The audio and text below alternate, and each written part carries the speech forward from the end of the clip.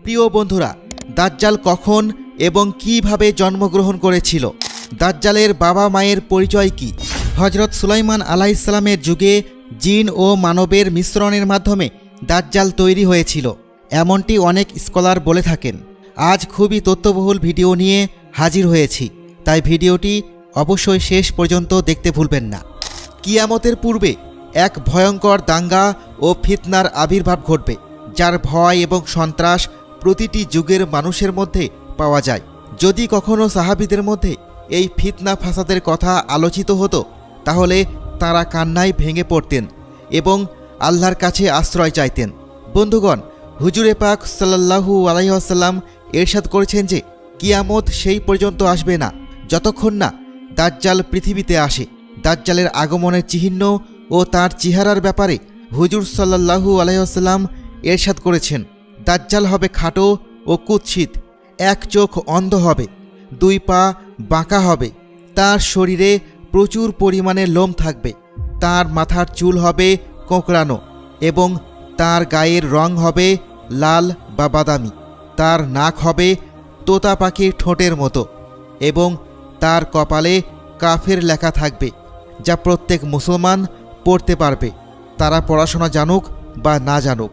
তবে কাফির ও ফাসিকরা তা পড়তে পারবে না, তারা যতই শিক্ষিত হোক না কেন।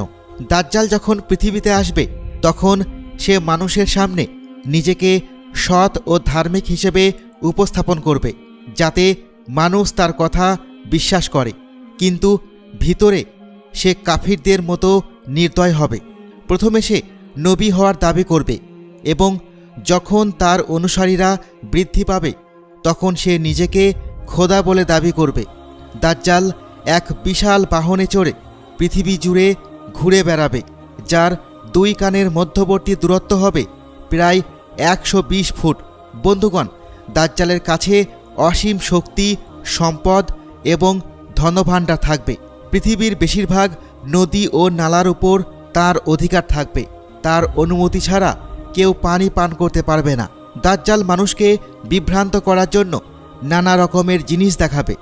সে আকাশকে আদেশ করবে এবং তা বৃষ্টি ঝরাবে, এবং জমিনকে আদেশ করলে তা নানা ধরনের ফসল উৎপাদন করবে, যেমন গাছপালা, শাকসবজি ইত্যাদি। সেই সময়ে দাজ্জাল নিজেকে খোদা বলে ঘোষণা করবে এবং যারা তাকে খোদা মানবে তাদেরকে সে প্রচুর সম্পদ দান করবে, আর যারা তাকে খোদা হিসেবে মানতে অস্বীকার করবে তাদের হত্যা করবে।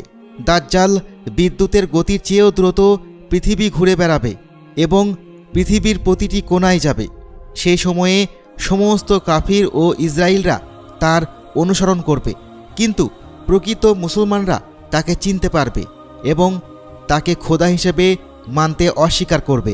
দাজ্জাল যখন পৃথিবীর সমস্ত স্থানে দাঙ্গা ফাসাদ ঘটিয়ে মক্কা ও মদিনার দিকে যাবে, তখন তাকে মক্কায় প্রবেশ করতে বাধা দেওয়া হবে, মদিনায় প্রবেশের চেষ্টাও ব্যর্থ হবে। তখন সে মক্কা ও মদিনার বাইরে দাঁড়িয়ে ভয়ঙ্কর চিৎকার করবে। মক্কা ও মদিনায় যে সকল অবিশ্বাসী থাকবে, তারা তার আওয়াজ শুনে বের হয়ে দাজ্জালের অনুসারী হয়ে যাবে।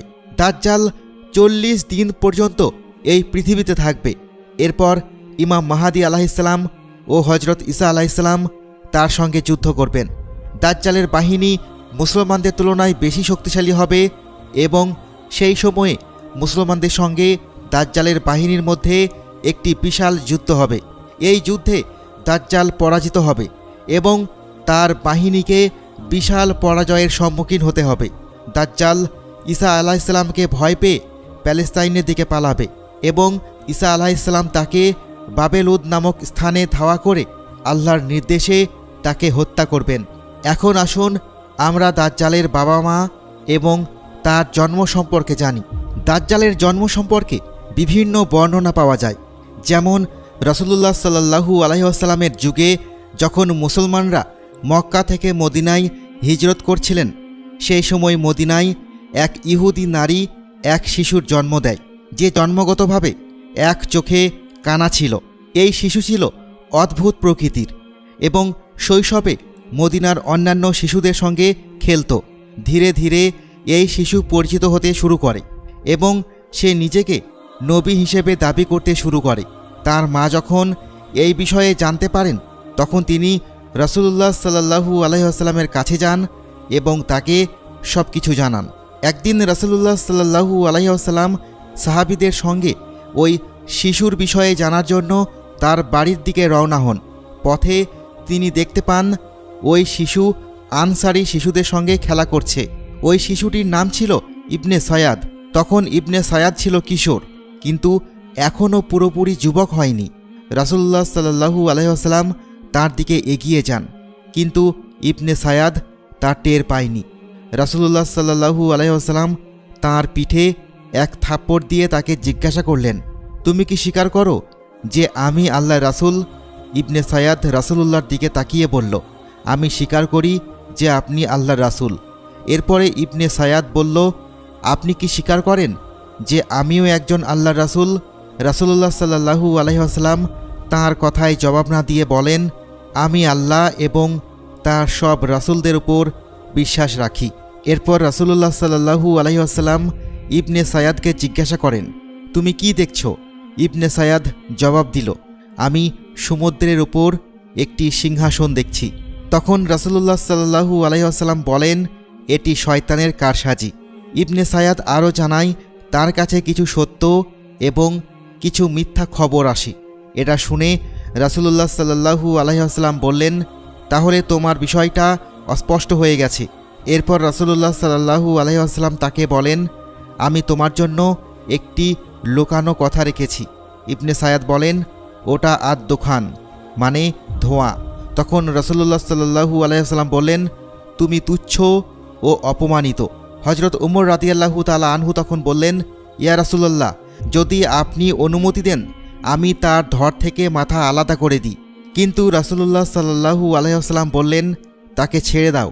যদি সে আসল দাজ্জাল হয় তাহলে তুমি তাকে হত্যা করতে পারবে না, আর যদি সে দাজ্জাল না হয় তাহলে তাকে হত্যা করার প্রয়োজন নেই। মদিনার লোকেরা ইবনে সায়াদ সম্পর্কে বলতো, কিছু শয়তান তার কাছে আসতো এবং তাকে আল্লাহর আরশের খবর দিত। তবে রাসূলুল্লাহ সাল্লাল্লাহু আলাইহি ওয়াসাল্লাম ইবনে সায়াদ সম্পর্কে কোনো চূড়ান্ত সিদ্ধান্ত দেননি, কারণ আল্লাহর তরফ থেকে কোনো নির্দেশনা আসেনি যে ইবনে সায়াদই দাজ্জাল কিনা। কিছু সাহাবা তাকে দাজ্জাল মনে করতেন, আবার কিছু সাহাবা তাকে দাজ্জাল মনে করতেন না। ইবনে সায়াদ সম্পর্কে বিভিন্ন সাহাবাদের মধ্যে মতভেদ ছিল। কিছু সাহাবা তাকে দাজ্জাল বলে মনে করতেন কারণ তার মধ্যে কিছু দাজ্জালের চিহ্ন ছিল। অনেক মুফাসসিরাও বলেন যে ইবনে সায়াদি হলো সেই ব্যক্তি যে কিয়ামতের নিকট দাজ্জাল হয়ে বের হবে। হযরত আবু সাঈদ খুদরি রাদিয়াল্লাহু তাআলা আনহু বলেন, ইবনে সায়াদ আমাকে বলেছিল যে আমি দাজ্জালের মা বাবাকে জানি এবং দাজ্জালকেও চিনি। তখন হযরত আবু সাঈদ রাদিয়াল্লাহু তাআলা আনহু তাকে জিজ্ঞাসা করেন, তুমি কি এটা পছন্দ করো যে তুমি দাজ্জাল হও? তখন ইবনে সায়াদ বলল, যদি আমাকে দাজ্জাল বানানো হয় তাহলে আমি এই বিষয়টি পছন্দ করব, অর্থাৎ আমি দাজ্জাল হতে চাই। কিছু মুফাসসির বলেছেন যে ইবনে সায়াদ দাজ্জাল নয়, কারণ পরে সে ইসলাম গ্রহণ করেছে, বরং দাজ্জাল হযরত সুলাইমান আলাইহিস সালামের যুগে জিন ও মানবের মিশ্রণের মাধ্যমে তৈরি হয়েছিল। তার মা বাবাকে হত্যা করা হয় এবং দাজ্জালকে এক দ্বীপে বন্দি করা হয়। সেই দ্বীপেই সে আজও বন্দি রয়েছে এবং শয়তানরা তাকে সব খবর দেয়। হযরত ইমাম জারকা রহমতুল্লাহি আলাইহি বর্ণনা করেন যে দাজ্জাল হলো সেই ফাসাদ যা আল্লাহ তাআলা হযরত আদম আলাইহিস সালামকে জান্নাত থেকে বের করার সময় সৃষ্টি করেছিলেন। দাজ্জালকে জন্ম থেকে মা বাবাহীনভাবে তৈরি করা হয়েছিল। আমরা যদি সংক্ষেপে বলি তাহলে দাজ্জালের আগমন কিয়ামতের নিকটবর্তী সময়ে হবে এবং তার যে চিহ্নগুলি থাকবে সেগুলো আল্লাহ রাসূল সাল্লাল্লাহু আলাইহি ওয়াসাল্লাম তার হাদিসের মধ্যে সুস্পষ্টভাবে বর্ণনা করেছেন। আল্লাহ তাআলার কাছে আমরা দোয়া করি যে আমাদের প্রিয় হাবিব হযরত মুহাম্মদ সাল্লাল্লাহু আলাইহি ওয়াসাল্লামের বরকতে তিনি আমাদের দাজ্জালের ফাসাদ থেকে রক্ষা করুন এবং আমাদের ঈমানকে সুদৃঢ় করুন।